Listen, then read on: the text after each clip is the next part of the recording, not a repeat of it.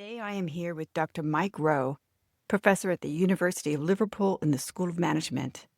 We're here to talk about different leadership styles for different times, the intersection of policing and urban design, and individual discretion in policing versus the environment in which it is exercised. We begin by talking about how higher education seems to be going through a universal period of transition with little certainty about the future, and how these times call for a different kind of leadership. Mike points out research on how systemic inequalities in policing seem to persist despite decades of training and diversification efforts, and how this has led him to consider what might be happening in the system environment to thwart best intentions. For example, an important point that I think he makes is that while individual officers face accountability for decisions, the organizational factors shaping those decisions are rarely examined. Mike also looks at the role of discretion in policing in the context of technology and the use of metrics in shaping those decisions. Asked by me, what are the qualities of good officer, he says, good officers never make situations worse by their presence. We finally turn our attention to urban design, and we touch on how it intersects with policing. We also talk about the long-time practice of relocating entire communities in redevelopment projects, and how this breakdown of the social fabric impacts the community's sense of safety. Finally, we end on a hopeful note as Mike shares his experiences with urban regeneration and some of the innovative approaches that he learned from those experiences. My name is Nancy Hess, and we are so glad that you are here with us on our new Muni Square podcast, and we hope that you will look us up on Substack at munisquare.substack.com. Thanks, and let's get started. I was just going over the idea that we're on our previous conversation. I feel like I want to start out by saying, where have you been since then? How have you been in general? Tell me, how's your life and how are things? Everything's kind of thrown in turmoil by your president. Hey, you think you got it bad? No. I'm just aware of some colleagues who've effectively lost their jobs as a consequence of the funding cuts because their research is on disability, for example, and that's no longer something of interest. In the UK, we've got a crisis in higher education with strike action in a number of universities, redundancies being threatened, etc. Liverpool at the moment's okay, but it's led to greater anxiety amongst academics and staff. And so one of the things I also do is take on union casework. So I look after, if individuals have got problems, they need union support. I do quite a bit of that. So I spent most of the morning talking to union members about their problems. So it was busy. So what is the role that you take on as that person? Is it a role of the union membership that you assume? No, a union member, a normal member would not do this work. You volunteer to take on additional responsibilities. As a university, we have a branch of the union.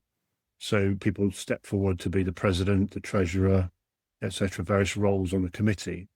And then there are additional people who volunteer to do work supporting individual members who have problems, whether it be issues with their manager or a disability that requires reasonable adjustment to their work routines or physical environment. It's representing members who need support. And that's entirely voluntary, increasing workload. We have a strange confluence here of factors, one being shifting demographics that the colleges and universities have been planning for. Then in addition, this distress, overfunding, and how it's the arbitrary nature, not knowing exactly who's going to get hit, how it's going to impact. Yeah. I mean, this crisis here is slightly different to the US, but it's also slightly different on the continent, but it seems to be a universal thing. Higher education is going through a transitional period with very little certainty about the future. The other thing, and this is kind of connected, I was just having a conversation. Well, the conversation is come up in a number of different contexts. But it was looking at Gary's post the other day on the safe to fail. And just a follow-up commentary, and maybe I haven't formulated this clearly in my own mind, but it's something I've talked about in teaching context before, which is when organizations expand during times of relative financial comfort, they expand in particular ways and they promote managers of a particular caliber. When things get difficult and budgets are shrinking, those managers are not necessarily the ones you want in place. But it's also the same for, think when organizations have expanded in one way, they contract in a different way. So they might invest in new facilities and new IT equipment, capital assets or buildings or vehicles. When they shrink, they get rid of staff because that's where the bulk of the spending is. In reality, the non-capital budgets where the majority of the spend is, and that's where they look. So you've got all these assets when you expand, but you get rid of staff when you contract. It's like a rock. When it's warm, it expands. When it freezes, it contracts. That process of expanding and contracting creates weaknesses and vulnerabilities that I don't think we think about. It really is this, you have to be able to measure the risk and say, I don't know. We don't know. This is where we are right now. Nobody knows what exactly is going to work. But we have to reach a point where we can say, I'm willing to take this risk because, and here's what I believe this will accomplish. And so we're in a different place. And I agree with you. There's a lot of people in leadership that were just fine for the job that they were put in there to do, but we're in a different. And this is a good lead in to some of your work around bureaucracies, public service decision-making, and policing in particular. When you talk about the institutional character and systemic inequalities, that first key idea we discussed, I wrote down some notes that come to my mind. When I talk to police officers, the practice of promoting based on seniority being one of the ways in which you kind of perpetuate some institutional behaviors that are not necessarily geared towards future development. I also think about the lack of emphasis on development, that there's some attention at the top, maybe sending them to chiefs of police schools or something, but there is oftentimes not any kind of deeper emphasis. I think you and Ron Camacho talked about this. There's not as much. And I also think about the political behaviors, which can go unchecked. And if the political behaviors go unchecked, then I don't know if you were to speak to officers and say, why did you do this? They might say, well, I was afraid not to do it, that I would get in trouble if I did not follow. This is the practice that we do. When this person gets in trouble, we do XYZ, which is different from what we normally do. When you say political, what do you mean by political? I think I understand. I just want Right. So I think of political as there could be a call from a politician that says, we're going to pay particular attention to this group, this part of town, and we want you to take greater attention, which could sound benign, or it could be something, or we're not going to take a look at this other thing, which you have maybe been investigating, but we're just telling you there's nothing. In the UK, there's not quite that level of political interference officially. There is not the directly elected element to many police organisations. We have some political oversight, but it's very loose and not about day-to-day or operational decisions. It's much more strategic. That's not to say police organisations don't have their own kinds of politics where decisions are made to police some things and not other things. Definitely, that's still there, even if it's not formally political in a kind of capital P, if you like, political. So we have, I mean, I can think of just one example. I remember observing officers who were about to police a gay pride event in a city centre. They were explicitly told, we're not policing this as a potential source of criminality. We're protecting this event from any threat to it. Do not pay attention to what you suspect might be drug use amongst those attending gay pride. That is not our concern today. So there's that kind of approach. That was very clear that officers would be crossing a line if they policed in a normal way at that event. That might be controversial in some contexts. It made sense in that context. When you think about the types of systemic inequality, what is it that drives your thoughts about this? I guess it comes from having observed individual actions, each of which could be explained and justified on the basis of experience, information, what have you, and therefore not subject to a kind of challenge. Nevertheless, being part of a picture of disproportionate or unequal treatment. What could not be explained was why something else didn't happen. You can explain actions, but not inaction or inattention. So it's not individual acts or decisions by public servants. It's the fact that they were there to make or not make that decision rather than somewhere else. It's kind of taking the focus away from individual cognition, motivations, prejudices, biases, and asking questions about what else is driving these patterns, because they persist, regardless of how much effort is put into training, regardless of how diverse a workforce you recruit. And I think in policing context, we have evidence for since 1984, there's been an appropriate date as it happens. Since 1984, gathering data on police use of particular powers to stop and search citizens. Since 1984, demonstrated persistent, disproportionate use of powers against particularly young black men, but young men in particular, more generally as well.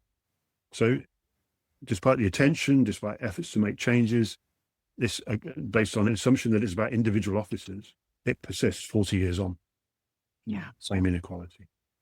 I would like to understand how you approach your work, how you find your voice, your approach and method and perspective for looking at systems and inequality and some of the ways that we function or don't function well.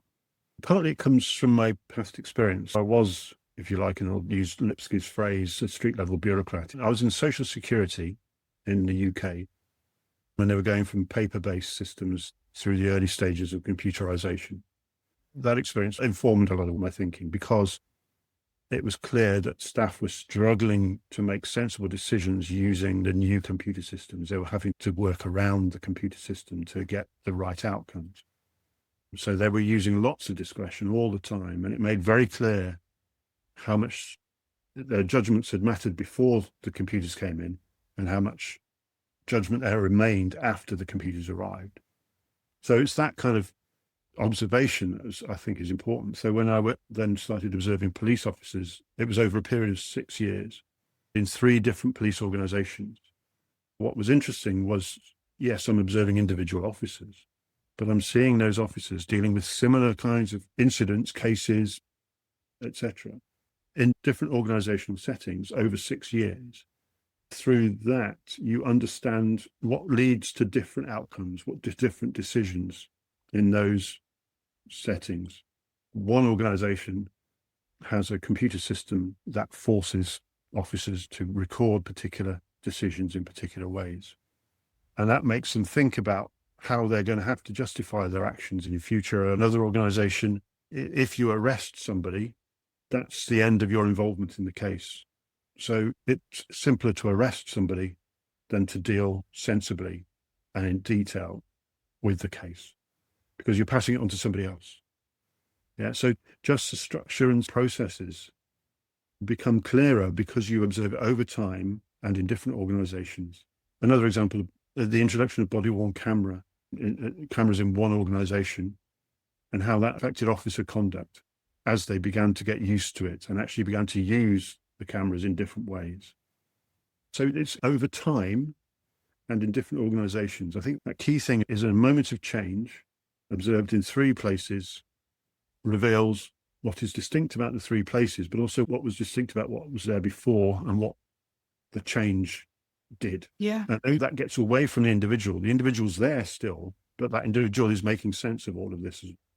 And you're thinking in terms of discretion when I look at the notes. So yeah, you might think that this is an officer's discretion, but based on your observation and study, you're not sure what's shaping. It's very rare that what the officer does is a surprise to me after those 6 years of observation. More often than not, I'd have a good idea what was going to happen and what decision they were likely to make. So They are exercising discretion, but that discretion is not a free choice. Discretion is driven and shaped by those factors, the computer systems, the supervision. Law is in there, but it's very often a very minor factor. Also, how does a member of the public respond? Yeah. Some research can look at discretion as if it's the choice of an individual, but it's not. It's an interaction of lots of things, including the person on the other end. If it goes to court, it typically is on that individual. Yes, absolutely. By conforming to what you're expected to do, you're more likely to get support should you go to court because you followed the protocol that was established. Yeah, that's absolutely true. But it also means that if there's a misconduct case, it's also treated as if it's an individual.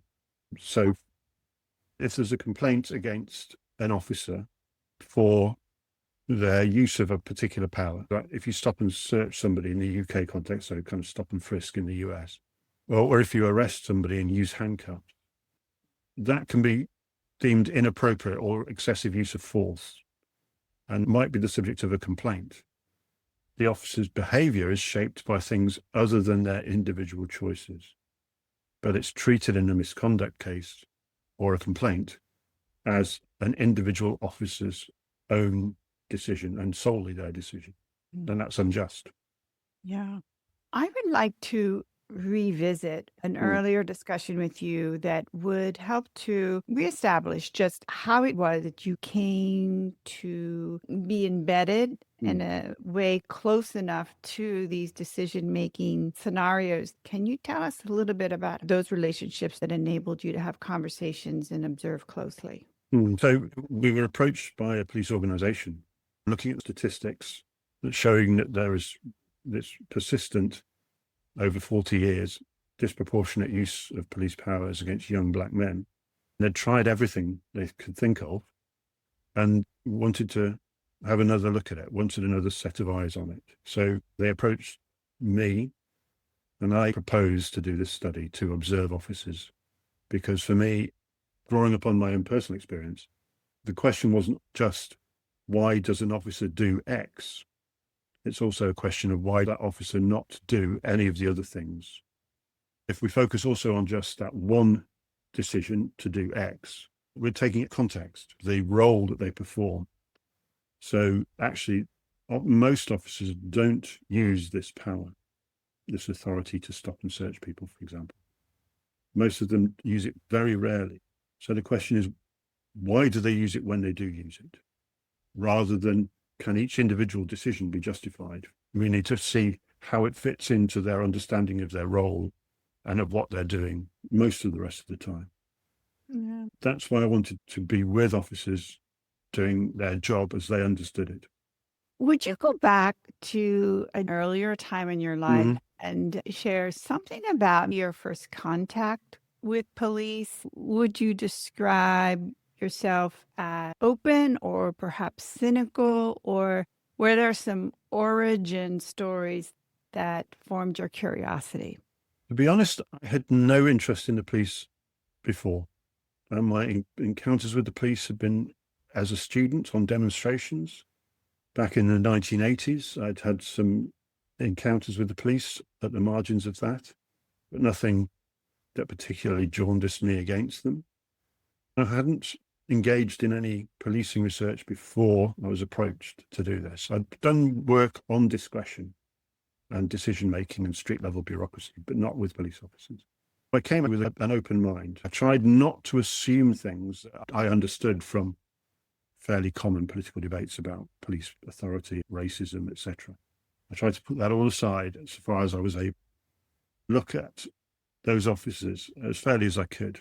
When I was observing officers, they would always have to have given their permission, obviously, and their supervisors always had to be comfortable with it as well. So I was not observing officers who were deemed to be risky or maverick. These were good officers who understood themselves to be good officers and whose supervisors saw them as good officers. And that's what's key. What makes good officers still contribute to the problems that we find. The bad officers we know, bad officers, we want them out. I don't want to be observing them misusing their power and authority. because that puts me at risk. Good officers still contribute to this problem. And what are some of the qualities of good officers that stand out to you that you would like to see emulated?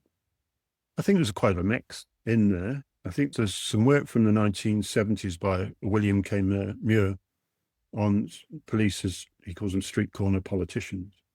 And he talks about them being comfortable with making judgments about people while also being confident about using force on occasion because you will need to.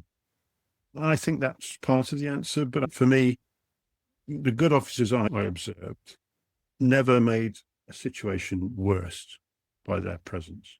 They didn't attend an incident and by their arrival aggravate it. There were other officers I did observe who did manage to aggravate virtually every scene they attended. Others who just, you're always going to affect what happens as you arrive when you're a police officer, but so far as you're able to, you don't make things worse by your appearance. An unwillingness to rush to judgment is important as well. Of being able to put aside assumptions and preconceptions very quickly and to actually be open to be proven wrong or to be surprised. I would like to ask you about the trust building component. And we talked about rather than taking the criminalization mindset, there has been growth in embedding social workers in the departments and with good effect, and the sense that the officer who may not be good at the empathy piece can connect an at-risk person with a social worker trust, perhaps. I don't know how this looks in the UK, if see any hope in this method. I think there's been experiments over the years, particularly on issues of mental health, for police officers to work alongside community psychiatric nurses or other mental health practitioners. It's had patchy results from what I've seen. I'm no expert on the field, but I have noticed there's more risk aversion in mental health working in the UK context than there is in the police. I don't know about whether it crosses to the US as well. Actually, the social worker is much less welcome very often than the police because the social worker brings other powers to bear, which can be even more intrusive than the police at times. I remember this is from before my work with the police, but somebody expressed concern about the health and well-being of some children, a family of a single mother with 3 children. There was some concern about whether they were well looked after.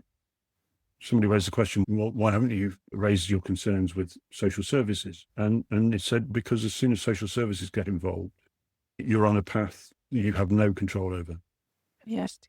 And more importantly, if they get taken into care, they're in trouble. You know they're not being looked after. Social services getting involved causes all sorts of other problems. I don't see them as a trustworthy companion alongside a police officer. That's perhaps a bit judgmental of social workers. Let me go a little different direction. This is going to be a left field question for you. And if it doesn't work out, doesn't have to stay in our discussion here.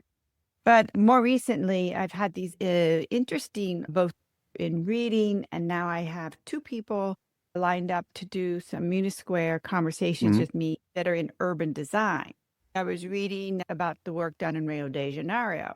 And this is true in New York City. The old method was to relocate an entire neighborhood into a new place where there's new housing. And the newer urban design thinking is that, no, you go in, you improve the infrastructure, you give them clean water, better sewage, and you try to retain the social networks. That focus on neighborhoods might be key. We're working around policing and social services when maybe the key is creating a neighborhood structure that enables self-organization. Does that resonate with you? Yes, I could go on for some time, so you to rein me in. Good. I live in Liverpool. The Victorian success story. It was a commercial hub in terms of the docks were the second port of empire. Obviously, there was association with slavery, etc. So that is a particular history there. Great prosperity on the back of that. And then goes into decline. Probably in the early 20th century, it goes into real decline. And the docks now have shrunken to a very small size in comparison to what it used to be. With that, much of its economic rationale. During the Second World War, much of the city was bombed. Lots of substandard housing, dereliction, and some of the old Victorian slums were in no condition to be lived in. So this was an opportunity for planners to kind of clear out whole neighborhoods and move them to new towns. So we had those great experiments in urban planning, town planning. And there's one in particular that was really interesting, is a place called Kirby. And it was designed to take in what were deemed as kind of hard-working working class, not those who were indolent or what have you. It was designed around industry to be a local community with poor connections to Liverpool. And this is the point, that you create this artificial place and recreate a community, you move it, or create another one around the car. It's the first place in the UK policed almost exclusively by a mobile patrol and radio-controlled patrol. So it was a great experiment in a different mode of policing. There's a TV drama about it called Z Cars. It's black and white from the 1960s, and it's quite terrible, but takes you back to this different way of thinking about doing things. Very rational, planned, blah, blah, blah. And it just doesn't work. Kirby is a problem now in terms of the quality of the housing, the design of the community, and the jobs weren't sustained particularly there. So, and it's now detached, and it's all partly detached from Liverpool. Is it a viable community? Are people still moving in there? People still live there. I'm no expert on Kirby, but I think a focus on keeping communities together would be a very different approach. Yeah, I think it's an interesting, in Muni Square, we have this opportunity, I think, as we grow to work across these silos. I don't recall ever having these conversations with policing before, but why would they not be an integral part of a conversation within urban design? Francia, very much interested in the sort of environmental design aspect. Yeah. And so I've never thought of it before until my more recent inquiry into what happened to the city of Baltimore. I found the writer who also wrote about Rio, which Eduardo is there. So now we're going to talk about both Rio and Baltimore. And there may be some people in the UK that could also address this. Like if people that have been involved in housing, they must have thought about how public safety fits into the design. And what does that look like? One of the interesting connections you talk about Baltimore and Rio is a US historian he's actually of kind of Kenya before and post colonialization, before the end of empire and into independence. He's looked at Nairobi, and what he's drawing is a parallel between the planning and development of Nairobi and Liverpool. It's the same mentality. Part of your rationale for being able to take communities and move them in this way is that you think of them as an indigenous population that is inferior to those who are endowed with the ability to make these grand plans. And you see the same sorts of plans in the two examples. Now, I don't want to overdraw the parallel, but it is quite interesting. When police get involved in planning and design, what they want is to be able to get in and out of places, or to be able to see everything, or to have no back alleys or passages that they can't drive down, and that kind of thing. That's their mentality towards design. I think neighborhoods should be designed around the community, as in the social side of it. It needs to come through much more than just thinking about the physical infrastructure and utilities. What makes this space something that people use in ways that are sociable? Another example of a planning disaster town built around the car. And again, I'm not very familiar with this. This is a story told by others. Because not everybody had a car, it meant that people walked across the roads, because that's how you get from A to B. And there's no facility for pedestrians particularly. And so there's a particular association with walking across roads, that you don't treat roads as just for vehicles. You actually treat it as part of your territory, because that's the only way to survive. It's an interesting thing to think about, that if you don't design it about the people who are actually going to use the space, then they'll subvert it. Paths of desire, the reason you see people don't use the footpaths as laid out is because they will pick the path that works for them. Yeah, I mean, we effectively create problems that only seem to increase with time.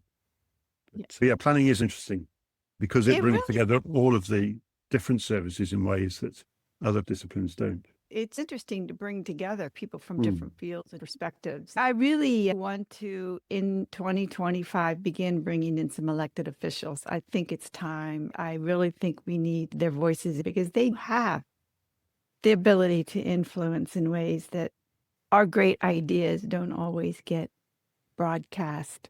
And so I do hope to get some. Yeah, I mean, it's a problematic relationship where, certainly in the UK context, where you have local government is run by elected politicians, but other local services increasingly are out of their control. So housing is largely out of their control. They can approve or reject planning requests. They don't own the properties. They don't build social housing in the way they used to. They don't have control over health or transport in the way they might want to. Planning then brings in other agencies with different agendas without the kind of elected representatives involved. So the struggle over legitimacy emerges from that. So I'm an elected politician. I have more legitimacy than you as a public servant. So you have not just disciplinary differences in terms of how you see the world or how you see your organization's interests. You have these legitimacy differences as well. Right. And I know you have talked about this before, Mike, but let's talk about housing, for instance, and planning. Is it regional? Planning is done by local government. Liverpool City Council has a planning department, and it can approve or reject planning applications, but it doesn't build in the way that a local government would have built social housing. So it's now relied upon housing associations, which are kind of autonomous public bodies, and they kind of have to make plans on the basis of financial rationales in the same way as other organizations might have to. They don't have to make a huge surplus, but they have to cover their costs and loans. What used to be deliberate public investment in social housing is now, a more complicated affair. So there's much less social housing has been built over the last 40 years than previously. That causes all sorts of problems in cities where there just isn't the housing stock in terms of social housing. Interesting. Yeah. I wonder how we might close this today. I think this last question I'm interested in, the ideas, people or events that have really shaped your thinking, either recently or over time, that you might share. So just going back to your talk about focus on the neighborhood. So I was 20 years ago involved in a urban regeneration program in Nottingham. And so this program was European funded. It was quite small in comparison to other programs. It took a particularly novel approach. Instead of thinking that the money it should spend in order to do good things, this organization tried to use its money to change the way the big spending bodies did what they did. So rather than think, okay, I've got some money, I can build a community center or run a project which will last 3 years and then finish, they tried to use the money to persuade or to influence the health services or housing, etc., were run in that community. So give that community a voice in shaping those services, using this regeneration money as a way of leveraging change. A very simple example was a tram line being built through the community. This decision was taken. They had no say in it. It was decided. It was coming through. Rather than just say the community rejects this and is opposed to this tram line, some saw the benefits of it. The key thing was to say, okay, this tram is going to be built. So what influence can we have? And the influence you can have is to say how it is built. What arrangements are put in place to manage that experience of disruption as the building goes ahead. So that was a voice you could give that community to say, okay, you're going to build it through the middle of a shopping street. How do we keep those businesses open during that period? How do we manage the noise as you're building through a residential community, for example? It got away from the sense of this is being done to us and we have no power. to, okay, this is happening, but we can influence what happens here so that it fits with this community's other needs and interests. It's just a kind of a different approach and a different mentality that saw things much more about trying to influence rather than to do things independently of others or to object and protest. That was a very interesting project. I got involved on a voluntary basis as a director. My role as a director was not to make decisions, to ensure that anything I said was informed by a constituency. I took things away to people to talk about. How do we influence this? What do you need from this? So my voice was not a powerful voice. It was only the voice of other people. And it was very clear rules around how that worked, which was quite interesting as well. Did you help create those rules, Mike, or was there something there? I learned about it during a process of doing some research and got involved because I found it really interesting as a different approach to doing things. I like that very much. I don't know what would be a good word. Self-organized is that the one that we've already mentioned today, collaborative, but the director role is very important. It's just different from what we associate. It was talked of in terms of being a partnership, but partnership is much easily used and much misunderstood as a term. So that doesn't adequately capture what was going on. It was a deliberate attempt to do differently, to think differently about how decisions are legitimately made about communities that have been powerless for many years. In terms of my teaching, I'm in a management school. There's a very traditional way of thinking about teaching management to undergraduates and postgraduates. I try to, I've been over the last 3 or 4 years been taking a different approach, which is to throw most of the conventional ways of thinking up against the wall and see if they really are worth our attention. And by bringing in questions about the assumptions we make about who we are, where those assumptions come from, what we think of as natural, normal, inevitable. One of the interesting things to do is to bring in a multi-species perspective. And you've touched upon it a few times with the deer or what have you, trying to cross the roads, etc. And that's, we like to think, and this goes back to the kind of thing about the decision-making for police officers. We think in our heads, but we're not just in our heads. We are not also autonomous human beings. We survive because we have living things in us, and aside from the other people we depend upon, the other animals and the environment in which we depend. How do we bring all of that into thinking? There's some interesting stuff being done on multi-species perspectives on organizations, bigger social issues.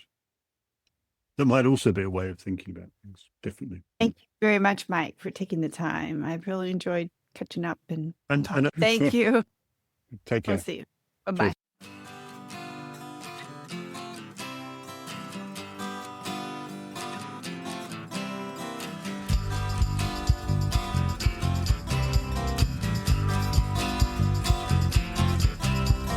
What you do